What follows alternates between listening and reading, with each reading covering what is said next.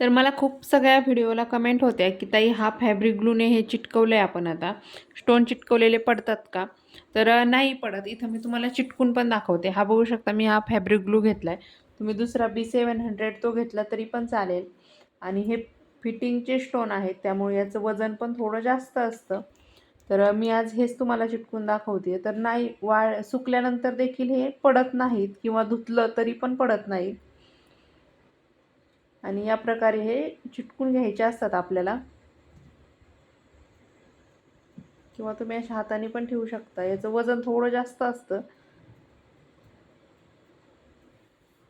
तर हे धुतल्यानंतर ब्लाऊज वॉश केला तरी पण हे शक्यतो स्टोन पडत नाहीत. त्यामुळं बिनधास्त लावा, काहीही टेन्शन वगैरे घेऊ नका. आणि ही डिझाईन पाहायची असेल तर चॅनलला सबस्क्राईब करून ठेवा म्हणजे तुम्हाला नक्कीच बघायला भेटेल. व्हिडिओ पाहिला त्याबद्दल धन्यवाद.